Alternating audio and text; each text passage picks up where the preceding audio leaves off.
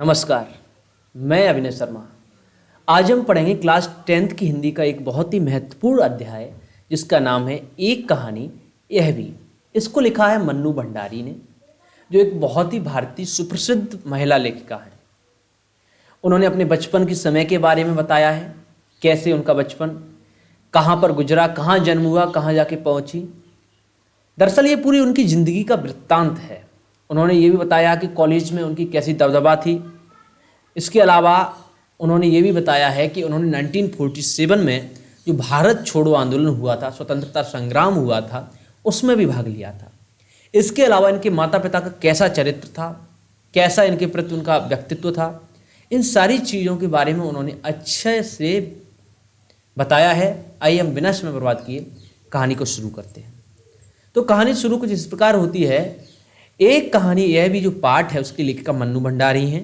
मन्नू भंडारी जी ने अपनी कहानी के जरिए अपने माता पिता के व्यक्तित्व व उनकी कमियों और खूबियों को उजागर किया है। हम रेड पेन लेते हैं, उसके बाद हम इसको डिटेल में पढ़ेंगे। तो वह कहती है कमियों और खूबियों को उजागर किया। इसी के साथ साथ ही उन्होंने स्वतंत्रता आंदोलन में अपनी सक्रिय भागीदारी का भी उल्लेख किया है। इस पाठ के जरिए किया है।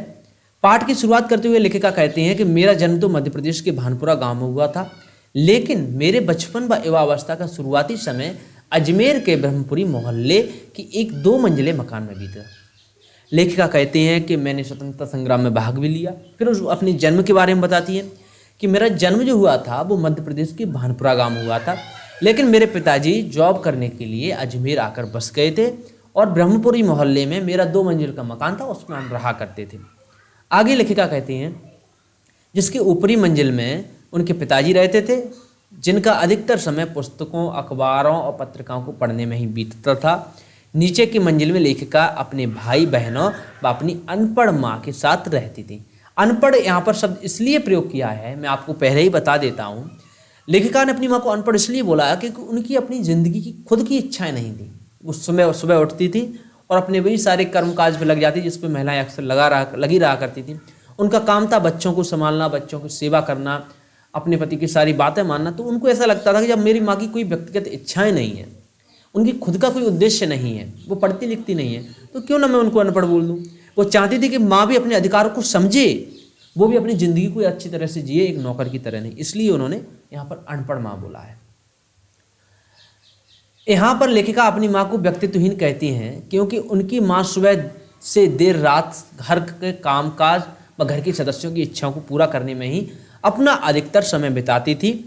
उनकी अपनी कोई व्यक्तिगत जिंदगी व इच्छाएं नहीं थी, इसीलिए उन्होंने कहा कि मेरी माँ व्यक्तित्वहीन थी। आगे है, फिर आगे लेखिका कहती हैं कि उनके पिता अजमेर आने से पहले इंदौर में रहा करते थे, जहां उनकी अच्छी सामाजिक प्रतिष्ठा व मान सम्मान था। वो कांग्रेस पार्टी और समाज सेवा से भी जुड़े थे। वो शिक्षा को बहुत अधिक महत्व देते थे, इसलिए 8 से 10 बच्चों को अपने घर में रखकर पढ़ाया करते थे, जो आगे चलकर ऊंचे ऊंचे पदों पर आसीन भी हुए। फिर आगे लेखिका कहती हैं अपने खुशहाली के दिनों में वो काफ़ी दरियादिली हुआ करते थे। हालांकि लेखिका ने यह सब अपनी आंखों से नहीं देखा था, क्योंकि जब उसका जन्म हुआ तो वो दुखाली की एक तरह से उतनी खुशहाली नहीं थी या जॉब नहीं थी उनके पिताजी के पास। सिर्फ इसके बारे में सुना था, लेकिन एक बहुत बड़े आर्थिक नुकसान के कारण उन्हें इंदौर छोड़कर अजमेर में बसना पड़ा। लेखिका आप बताती कि मेरे पिताजी इंदौर में रहा करते थे, लेकिन अजमेर आ गए इसलिए कि उनकी आर्थिक नुकसान हो गया, यानी कि उनकी जॉबों में कुछ दिक्कत हो गई होगी, पक्का। ठीक है। इसके बाद लेखिका कहती हैं कि अजमेर आकर लेखिका के पिता ने अपने अकेले के बलबूते व हौसले से अंग्रेजी, हिंदी शब्दकोश और विषयवार के अधूरे काम को पूरा किया। जब वो इंदौर में रहा करते थे तो एक उन्होंने शुरू किया था, बच्चों को पढ़ाते थे, प्लस हिंदी अंग्रेजी एक शब्दकोश यानी कि डिक्शनरी बना रहे थे। वो आदि बन गई थी। फिर आदि आने मतलब जब वो इंदौर से अजमेर आ गए, फिर वहाँ पर बनानी शुरू की और उन्होंने कुछ समय में वो डिक्शनरी बनाकर तैयार भी कर दी। इसमें उन्होंने किसी की सहायता नहीं ली, खुद ही बनाई और एक बहुत पॉपुलर डिक्शनरी बनाई। उसने बहुत नाम कराया, सिद्धि कमाई, लेकिन धन नहीं कमाया। आगे कहती हैं यह अपनी तरह का पहला और अकेला शब्दकोश था। इस शब्दकोश से उन्हें खूब नाम और शोहरत मिली, लेकिन पैसा नहीं मिला, जिस कारण उनकी आर्थिक स्थिति खराब होती चली गई। आगे लेखिका कहती हैं कि पैसे की तंगी, अधूरी महत्वाकांक्षाएं, नवाबी आदतें, मान सम्मान व प्रसिद्धि के छिन जाने के डर से उन्हें चिड़चिड़ा व क्रोधी बना दिया था। वो अक्सर अपना क्रोध माँ पर उतारते थे। अपने लोगों के विश्वासघात के कारण अब वो किसी पर भी सहज रूप से विश्वास नहीं कर पाते थे, हर किसी को शक की नज़र से ही देखते थे। लेखिका बताती हैं कि उनके पिता की कमियों और खूबियों ने उनके व्यक्तित्व पर भी खासा असर डाला। अब यहाँ से मुख्य कहानी शुरू होती है, जो उनके पिताजी के कैसा दृष्टिकोण था उनके प्रति, इसके बारे में बताएंगे। तो लेखिका कहती है कि उनके व्यवहार के कारण ही लेखिका के अंदर एक हीन भावना ने जन्म लिया, यानी कि एक मेंटली मतलब उनको ऐसा लगा कि आई एम नॉट स्ट्रांग, मैं मजबूत नहीं हूँ, मेरे पिताजी कुछ और सोचते हैं। जिससे क्या हुआ, आज तक वो उभर नहीं पाई हैं। वो हीन भावना क्या थी? लेखिका का रंग काला था और बचपन में काफ़ी कमज़ोर थी, लेकिन उनके पिताजी को गोरा रंग बहुत पसंद था। संयोग से उनसे लगभग 2 वर्ष बड़ी उनकी बहन थी, जिसका नाम था सुशीला। वो खूब गोरी, स्वस्थ और हंसमुख स्वभाव की थी। उनके पिता अक्सर उसकी तुलना सुशीला से करते थे, जिस कारण उनके अंदर धीरे धीरे हीन भावना जन्म ले लेती है। लेखिका कहती है कि जिसके कारण फिर क्या होता है, उनके अंदर एक हीन भावना जन्म लेती है। उनको लगता है कि जो मेरी बेटी है उसका रंग गोरा होना चाहिए था, उनको गोरा पसंद था। तो लेखिका को लगता कि काश ईश्वर मुझे भी गोरा बनाता तो मेरे को भी पिताजी मुझे लाइक करते, ऐसा उसको लगता है। एक हीन भावना उसके अंदर रंग भेद वाली पैदा हो जाती है। उसके बारे में लेखिका बताती है कि वो अपनी पूरी जिंदगी, यानी कि आज तक जब वो चैप्टर लिख रही थी उस समय तक उनके दिमाग से नहीं निकली थी। आगे क्या है इस कहानी में?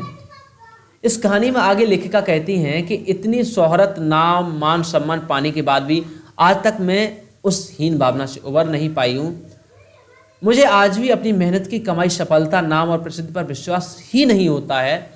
मुझे लगता है जैसे यह सब मुझे यूं ही तुक्के में मिला है। उनको ऐसा लगता है कि उनके पिताजी को लगता था कि ये गोरी नहीं है, ये मजबूत नहीं, तो हो सकता है ये भविष्य में कुछ नहीं कर पाए। लेखिका एक बहुत बड़ी राइटर, जानी पहचानी राइटर बन गई। पूरा देश लगभग, जो मतलब पाठक वर्ग था, लगभग सभी जानते थे उनको। मन्नू भंडारी एक बहुत प्रसिद्ध लेखिका है, आप ग्रेजुएशन में भी इसको पढ़ेंगे। तो वो कहती कि मुझे विश्वास नहीं होता मैं इतनी बड़ी लेखिका कैसे बन गई, मैं इतना महान व्यक्तित्व कैसे बन गई। मुझे तो कभी ऐसा ही नहीं लगता है, मुझे ऐसा लगता है मैं सपने में सब कुछ देख रही हूँ।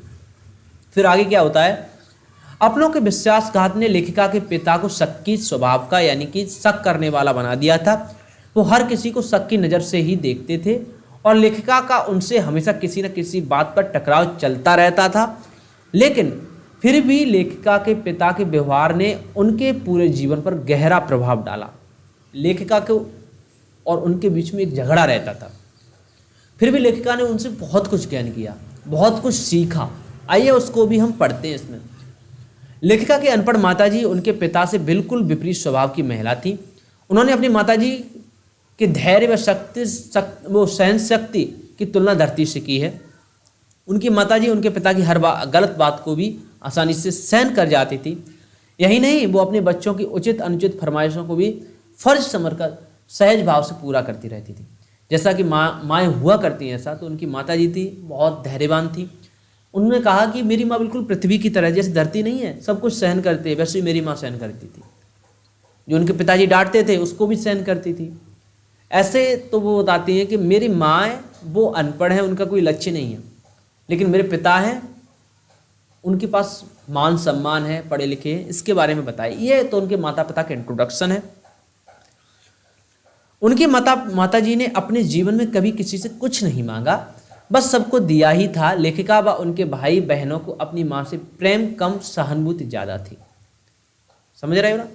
लेखिका कहती हैं लेखिका व उनके भाई बहन जो थे वो अपनी माँ से प्रेम कम करते थे, लेकिन सहानुभूति, माँ तू क्यों इतना काम करती है, प्यार नहीं, माँ रहने दे, आप मत करो, ऐसी सहानुभूति, यही तो बोलते हैं। तो सहानुभूति थी लेकिन प्रेम नहीं था उतना। आगे बोलते हैं, एक मिनट, यस। तो यहाँ पर लेखिका कहती हैं कि इतना सब कुछ करने के बावजूद भी मेरी माँ कभी भी मेरी आदर्श नहीं बन सकी, क्योंकि उनका अपना कोई व्यक्तित्व नहीं था। और मैं भी मानता हूँ कि ऐसा व्यक्ति, कभी उससे प्रेम करो, उसके प्रति सहानुभूति रखो, लेकिन कभी ऐसे व्यक्ति को आदर्श मत बनाओ जो अपने अधिकारों को नहीं समझता है। मैं भी आपको यही सजेशन दूंगा, अगर आप मुझसे पढ़ रहे हैं तो मैं आपको यही कहूँगा कि कोई भी ऐसा व्यक्ति अपना आइडियल मत बनाओ जो अपना खुद के राइट्स नहीं जानता है। मैं मानता हूँ कि उनकी माँ सेवा करती थी, लेकिन बहुत से समय हमें कुछ अपोज करने की, बेशक परिवार होता, अपोज करने की जरूरत पड़ती है। अगर आपके अधिकारों को छीने, अगर आपको कोई नौकर की तरह प्रयोग करे, तो आपको वहाँ पर जरूरत होती है कि अपने अधिकारों को समझो, अपनी जिंदगी के भी मूल्यों को समझो, क्योंकि ज़िंदगी बार बार तो नहीं मिलती है, और उसमें राइट्स के साथ जियो तो अच्छा रहेगा। वही लेखिका कहती है कि मैं अपनी माँ से प्रेम करती थी, सहानुभूति दिखाती थी, लेकिन कभी भी मेरी आदर्श नहीं बन पाई। उनकी अपनी कोई निजी राय नहीं थी, उनकी अपनी कोई व्यक्तिगत जिंदगी नहीं थी, वो हमेशा दूसरों के लिए ही जीती थी। इसके बाद लेखिका बताती है कि 5 भाई बहनों में वे सबसे छोटी थी।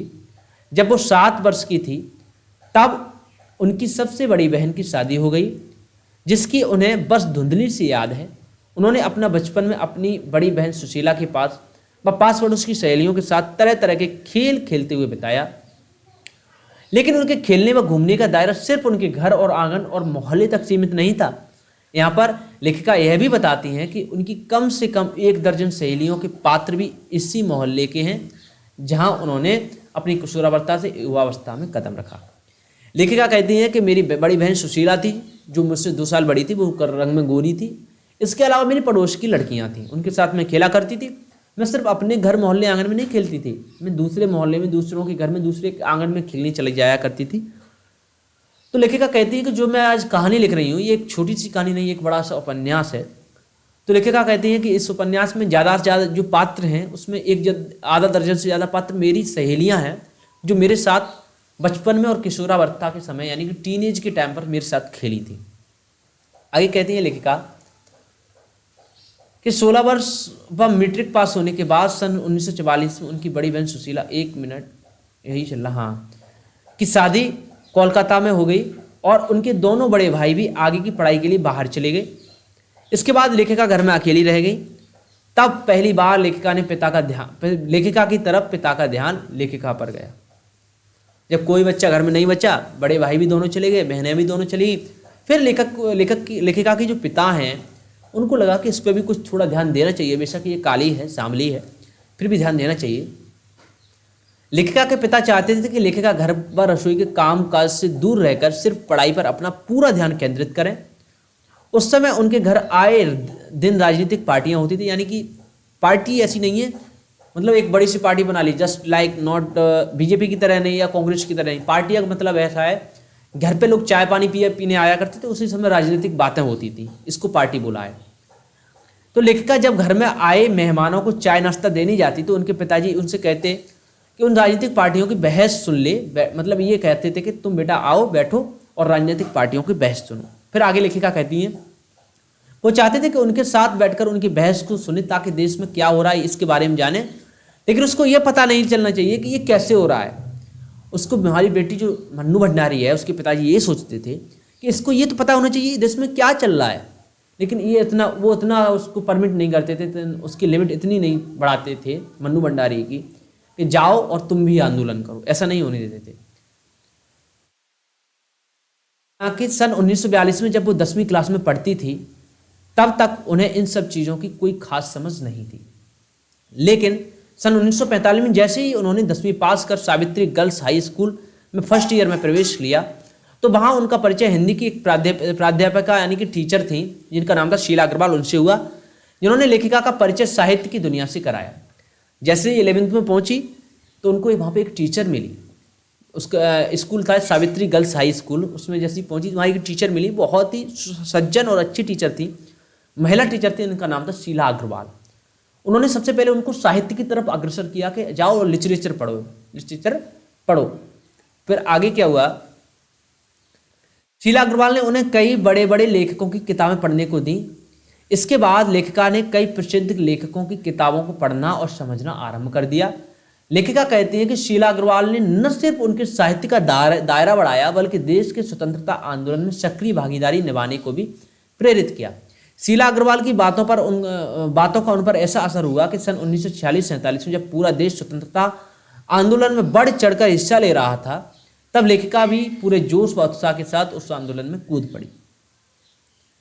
शीला अग्रवाल एक इग्नाइटेड, मतलब हम कह सकते हैं एक इग्निशन की तरह आई, जैसे एक रॉकेट में आग लगा देते हैं ना, वैसी आग की तरह शीला अग्रवाल आई और मन्नू भंडारी को एक रॉकेट समझ लीजिए आप, और उनमें आग लगा दी। उन्होंने साहित्य तो पढ़ाया ही, लेकिन 1947 में जो देश का आंदोलन, स्वतंत्रता आंदोलन चल रहा था, उसके बारे में उनको प्रेरित किया तुम भी हिस्सा लो, क्योंकि उस समय मैक्सिमम स्टूडेंट्स, मैक्सिमम वकील, मैक्सिमम डॉक्टर, जितने भी एम्प्लॉयज थे, जितने भी लोग थे भारत के, सारे के सारे स्वतंत्रता आंदोलन में भाग लिए रहे थे। शीला अग्रवाल को भी उन्होंने पहुंचा दिया वहीं पर।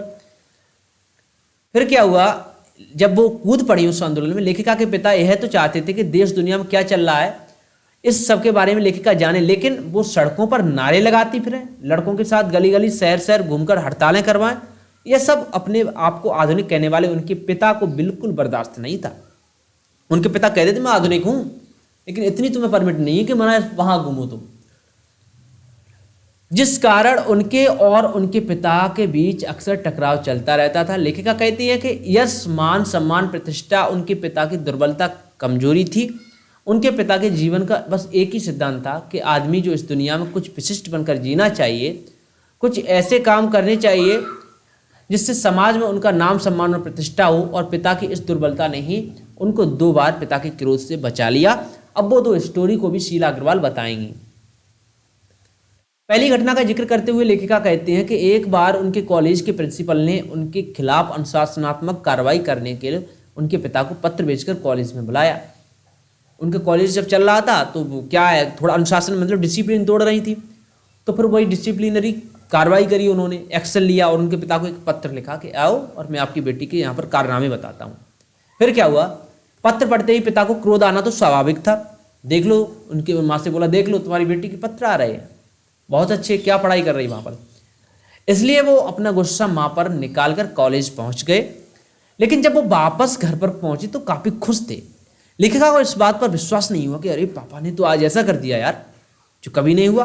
पापा तो कभी नहीं मुझको परमिट करते कि जाओ गली गली नारे लगाओ, स्वतंत्रता भाग में लो, स्वतंत्रता आंदोलन में भाग लो, और ये तो अनुशासन वाला प्रॉब्लम है, यहाँ पर कैसे छोड़ दिया हमको। दरअसल लेखिका उस समय तक कॉलेज की सभी लड़कियों की लीडर बन चुकी थी। जो मन्नू भंडारी हैं ये बताती कि मैं तो सारी लड़कियों के उस समय लीडर बन चुकी थी। मेरी एक चुटकी पर लड़कियाँ आती थी, एक चुटकी पर अंदर जाती थी, और स्कूल नहीं चलने देती थी मैं। स्वतंत्रता आंदोलन जब तक हुआ मैंने अपने हिसाब से स्कूल चलाया, मैंने स्कूल नहीं चलने दिया। फिर उनका कॉलेज में खूब रौब भी चलता था भाई। सभी लड़कियां उनके एक इशारे पर क्लास छोड़कर मैदान में आ जाती थी और नारेबाजी करने लगती थी, जिससे कॉलेज की प्रिंसिपल काफ़ी परेशान हो गई थी। इसलिए उन्होंने लेखिका के खिलाफ अनुशासनात्मक कार्रवाई करने का मन बनाया। लेकिन लेखिका के पिता उनकी इस प्रसिद्धि से काफ़ी प्रसन्न थे। पापा का भी दिल चौड़ा हो गया कि यार मेरी परी है और कितना उसका रोब है, कितना लीडरशिप चल रहा है, सारी लड़कियां एक इशारे पे बाहर आती हैं, एक इशारे पे अंदर जाती। तो पापा खुश हुए, मैडम को हड़काते हुए पापा बोले भाई मेरी बेटी है, लीडर बनना चाहती है वो, या जो भी बोला होगा, मैं एग्जाम्पल दे रहा हूँ। अगर वो उसकी इतनी चलती तो उनको खुश हुआ, उनको गर्व महसूस हुआ कि मेरी बेटी की भी इतनी लोग बात मानते हैं। फिर आगे क्या हुआ, एक और घटना की याद करते हुए लेखिका कहती हैं कि आज़ाद हिंद फौज के मुकदमे के वक्त सभी कॉलेज, स्कूल, दुकानों के लिए हड़ताल का आह्वान किया गया था। जो लोग हड़ताल में शामिल नहीं थे, स्कूल के छात्र छात्राओं का एक समूह जाकर उन्हें जबरदस्ती हड़ताल करवा रहा था। एक बार क्या हुआ, आज़ाद हिंद फौज है उस पर मुकदमा डाला गया ईस्ट इंडिया कंपनी यानी कि ब्रिटेन गवर्नमेंट की तरफ से। तो जो राष्ट्रवादी लोग थे, हिंदू लोग थे, उन्होंने क्या किया, हिंदुस्तान के लोग थे, उन्होंने क्या किया, हड़तालें करी, दुकानें बंद करने को कहा, स्कूल बंद करने को कहा। और जो दुकानें लोग नहीं बंद कर रहे थे, मार्केट चला रहे थे, वो पर स्टूडेंट ने वहाँ पर क्या किया, दुकानें बंद करना शुरू करवाया, और इसमें मन्नू भंडारी भी शामिल थी। उसी शाम अजमेर के सभी विद्यार्थी चौपड़ पर यानी मुख्य बाजार के चौराहे पर इकट्ठा हुए और फिर भाषणबाजी शुरू हुई। इसी बीच लेखिका के पिता की एक दकियानुशी यानी कि पुरानी विचारधारा के लोग, दकियानुशी क्या बोलते हैं, पुराने विचारों से उत्पन्न होते, यार बेटी को ऐसा नहीं करना चाहिए, लड़की को इतना नहीं यार, इतनी लिमिट से ऊपर नहीं होना चाहिए, दकियानुशी बोलते हैं उनको। तो इसी बीच क्या हुआ कि लेखिका के पिता के एक दकियानुशी मित्र ने लेखिका के खिलाफ उनके कान भर दिए।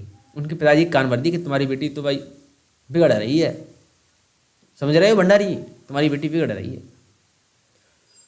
हड़ताल वगैरह से फुर्सत पाकर जब लेखिका रात को घर पहुंची तो उनके पिता के साथ उनके घनिष्ठ मित्र और शहर के बहुत ही प्रतिष्ठित पर सम्मानित व्यक्ति डॉक्टर अंबालाल जी बैठे थे।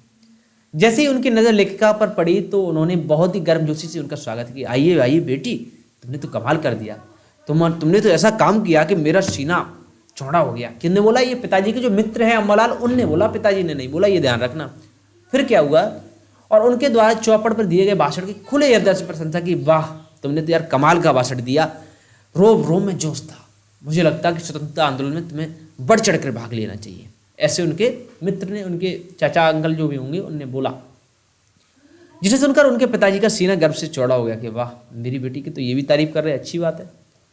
फिर क्या हुआ, और अंत में लेखिका कहती हैं कि सन 1947 के मई महीने में शीला अग्रवाल को कॉलेज वालों ने लड़कियों को भड़काने और कॉलेज का अनुशासन बिगाड़ने के आरोप में कॉलेज छोड़ने का नोटिस थमा दिया। स्कूल वालों ने भी ठान ली थी, भैया तुमने बहुत नेता नगरी कर ली, कहीं अजमेर के चौराहे पे भाषण देती हो, कहीं लड़कियों को बाहर निकालती हो, कक्षाएं चलने नहीं देती हो, अब तुम्हें निकालना ही पड़ेगा। बाहर खड़ा कर दिया, नोटिस थमा दिया और दीवार घोषित कर दी, आप स्कूल में मत आइए। और किसी अप्रिय घटना से बचने के लिए जुलाई की 3rd ईयर की कक्षाएं बंद व लेखिका समेत 2-3 छात्राओं का कॉलेज में प्रवेश बंद कर दिया। दीवार घोषित कर दिया कि तुम मेरी यूनिवर्सिटीज में नहीं आ सकती, मेरी कॉलेज में नहीं आ सकती, तुम कुछ अनर्गल, हम कह सकते हैं डिमागोगिंग कर रही हूँ, इंग्लिश में डिमागोगिंग यानी भड़का हुआ भाषण देती हूँ। फिर क्या हुआ, लेकिन लेखिका कहाँ मानने वाली थी, उन्होंने अपने साथियों के साथ कॉलेज के बाहर इतना हंगामा किया कि कॉलेज वालों को आखिरकार अगस्त में दोबारा 3rd ईयर की कक्षाएं चलानी पड़ी और शीला अग्रवाल को वापस कॉलेज में लेना पड़ा। शीला अग्रवाल भी पीछे नहीं हटी, एक दूसरे की टक्कर हो गई, भाई तुम नहीं घुसने दोगे, हम मानेंगे नहीं। गेट पे बहुत हंगामा किया, जुलूस निकाले, धरना प्रदर्शन किया और उसके बाद उनको अंदर आने दिया। लेखिका कहती है कि दोनों खुशियां, यानी कि शीला अग्रवाल के केस में अपनी जीत की खुशी, दूसरा देश को आज़ादी मिलने की खुशी एक साथ मिली, और देश की आज़ादी तो शताब्दी की सबसे बड़ी उपलब्धि, यानी कि 15 अगस्त 1947 की जो आज़ादी मिली थी उसको। फिर क्या हुआ, ये हुआ। तो टोटल मिला के इस स्टेंजा को हमें समझना चाहिए कि लेखिका की जो मैडम थी शीला अग्रवाल, उनको निकाल दिया क्योंकि स्टाफ को ऐसा लगा कि जो शीला अग्रवाल है वो लड़कियों को भड़काती है। फिर क्या हुआ, लेखिका ने प्रदर्शन किए जोरदार कि शीला अग्रवाल को दोबारा अंदर लाओ। फिर शीला अग्रवाल को अंदर लाया गया, यानी कि स्टाफ में सम्मिलित किया गया। फाइनल हम कह सकते हैं कि 3rd ईयर की कक्षाएं शुरू हुई, ये भी अगस्त में था, अगस्त 1947 में, 15 अगस्त 1947 को देश आज़ाद भी हुआ। इस प्रकार ये चैप्टर अंत होता है और इस चैप्टर के अंदर हमने देखा कि देशभक्ति के अंदर कैसे शीला अग्रवाल एक स्टूडेंट होते हुए कूद पड़े। इसके अलावा माँ बाप का जो रवैया होना चाहिए बच्चों के प्रति कैसा होना चाहिए, इसके बारे में हम कह सकते हैं कि इस चैप्टर में बताया गया है। उम्मीद है ये चैप्टर आपको समझ में आया हो। इसी के साथ साथ थैंक यू।